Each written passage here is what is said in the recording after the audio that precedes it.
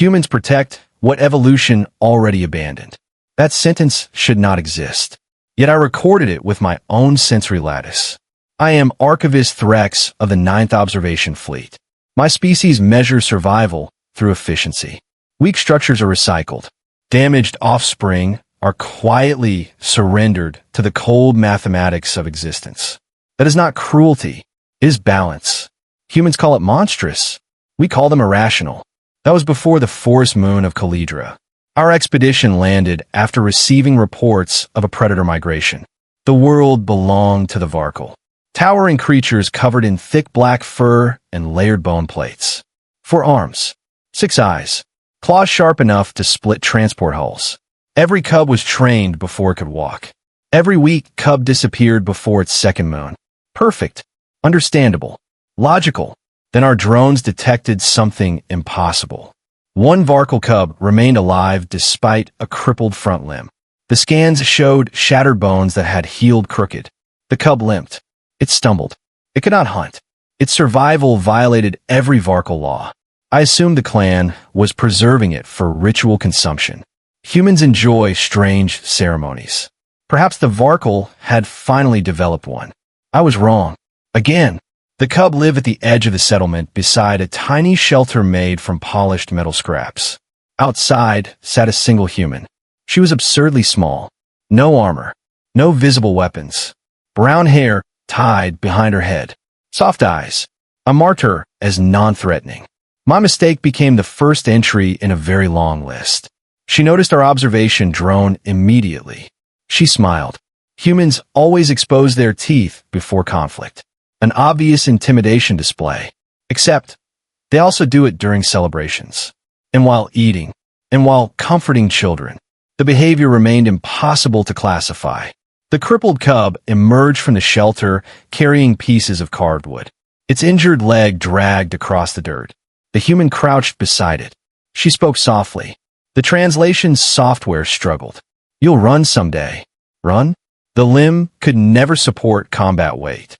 The statement was biologically false. The cub believed her anyway. That confused me more than the sentence. Hope is not measurable. Therefore, it should not exist. For the next 12 planetary cycles, I watched. Patterns formed. Every sunrise, the human collected broken machinery from abandoned mining sites. Every afternoon, she shaped metal plates. Every evening, she attached new pieces to the cub's damaged leg. Primitive engineering. Amateur work. Wasteful effort. I predicted total failure. Instead, the cub stopped falling. 3 days later, it climbed rocks. 5 days later, it crossed streams. 9 days later, it chased insects through the grass. Impossible. The artificial brace adapted with every movement. The human changed tiny pieces constantly. She never seemed satisfied. Humans appear incapable of accepting finished work. Another irrational trait. The Varkle warriors watched from a distance. They never interfered. I concluded they were waiting for the inevitable death. Predators are patient. Then something stranger happened. The clan began leaving gifts. Fresh meat, tools, rare crystals, bundles of medicinal plants. Not for the cub, for the human. Payment? No. Respect? Impossible. Respect must be earned through strength. The human possessed none. At least none I could measure. The clan leader finally approached her. He stood nearly 3 meters tall. One strike from his claws could reduce her to scattered atoms. Instead, he lowered his head. Submission. My processors froze. A dominant predator was lowering itself before prey. No evolutionary model supported this behavior. The human simply laughed. Then she reached up and scratched behind one of his ears. Every Varkle warrior gasped. I expected immediate execution. Instead, the enormous beast closed all 6 eyes. His breathing slowed. He looked. Content. The recording remains corrupted. My own neural translator refused to identify the emotion. No predator should enjoy gentle contact. No apex hunter should seek affection. Humans rewrote every equation simply by existing. The cub improved faster than expected. Soon it followed the hunting groups. Not a fight, only to watch. I assumed the clan was humiliating it. Exposure to successful hunters would reinforce natural selection. Wrong again. Each warrior deliberately slowed their pace. They adjusted routes. They stopped climbing cliffs. Not because they were weak, because the cub was. The entire hunting formation sacrificed efficiency. For one damaged child, the numbers made no sense. Efficiency dropped 17%. Food collection declined. Energy expenditure increased. Yet, the clan became happier. How? Loss should reduce morale. Instead, cooperation amplified it. Humans infected them. That became my official hypothesis. A mimetic social disease. Compassion. It spread through observation. Highly contagious. Potentially dangerous. I transmitted the report to Fleet Command. Their reply arrived within hours. Observe only. Do not interact. If the behavioral infection spreads beyond acceptable limits, sterilize the colony. I accepted the order. Logic demanded containment. Emotion-based civilizations collapse eventually. History proved it repeatedly. Then night fell. Every moon vanished behind storm clouds. Our motion sensors activated. Heat signatures. Many. Too many. The ridge stalkers had arrived. Native apex predators.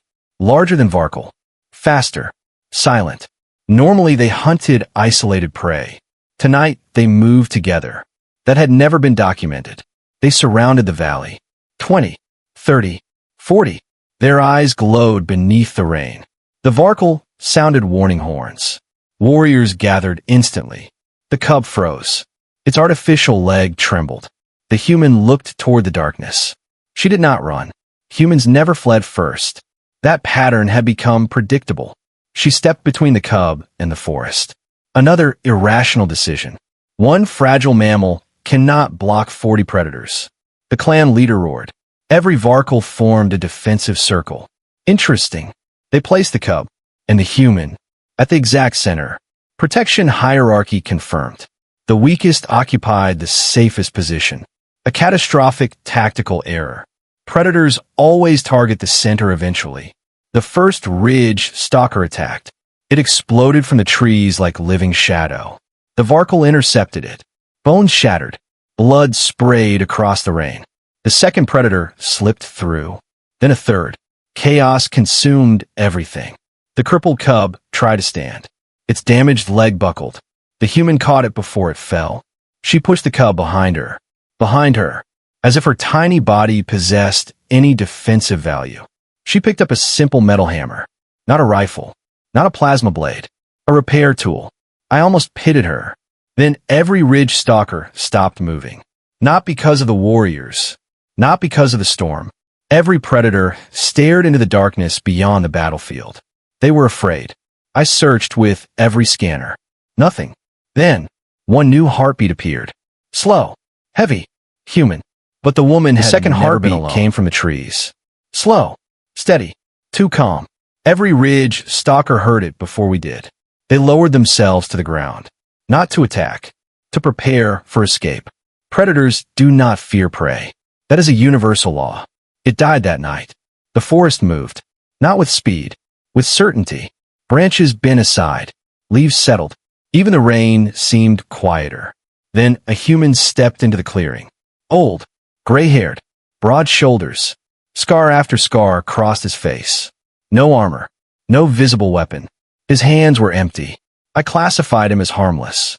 It was my final incorrect conclusion. The woman smiled. There you are.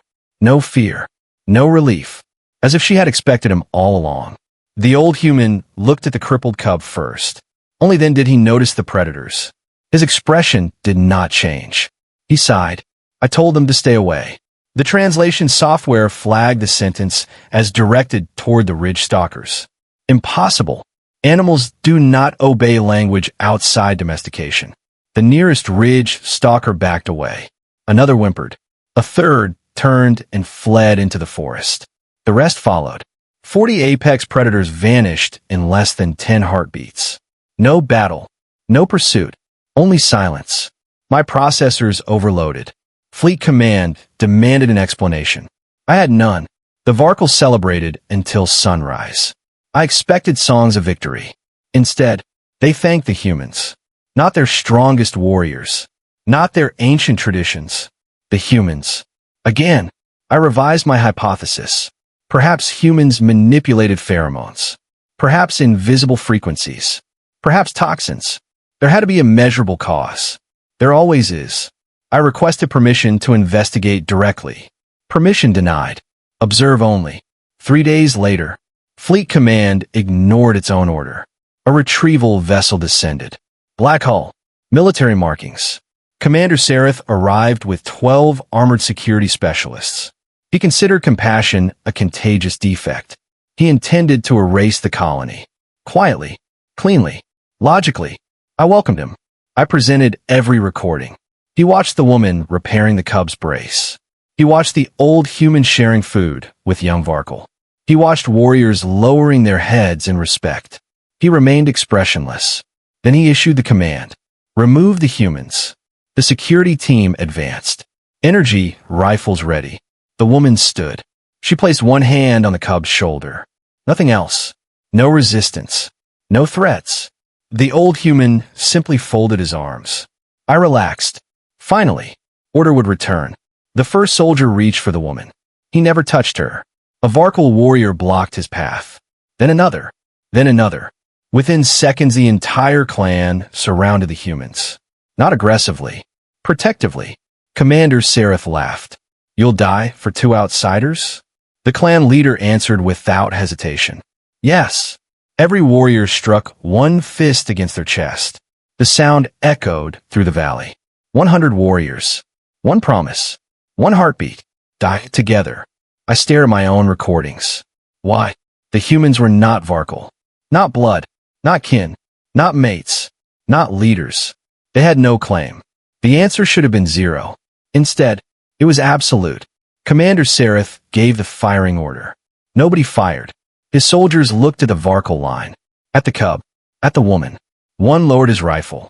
Then another. Then another. I assumed mechanical failure. Incorrect.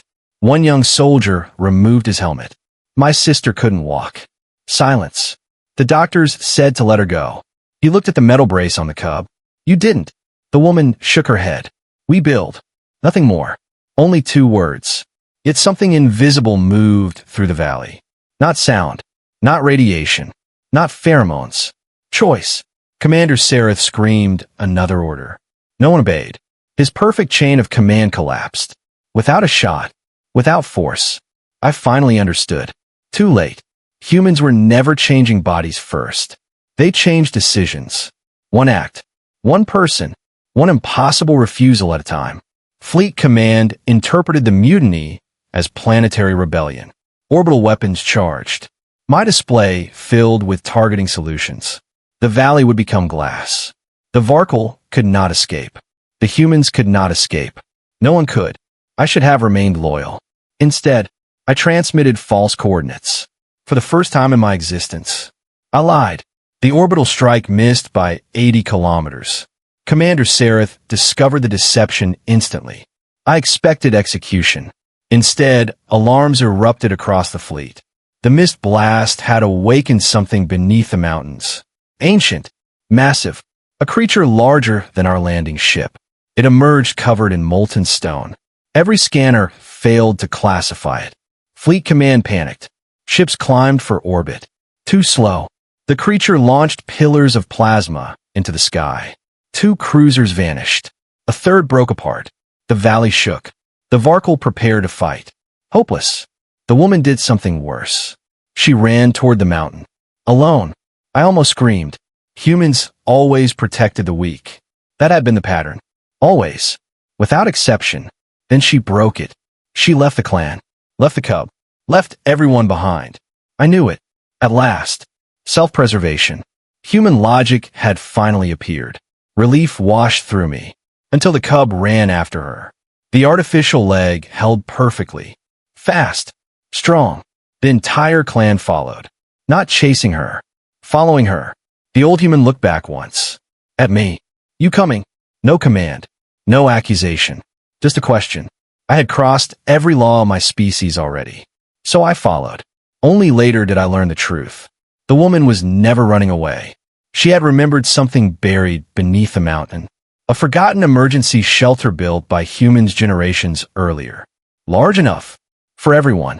She had abandoned the pattern I thought defined humanity. Not because she stopped protecting the weak, because she had found a way to protect all of them. The cub was the last to enter the shelter. Its broken leg carried the weight of 3 frightened Varkal children. The armor she built was never meant to create a warrior.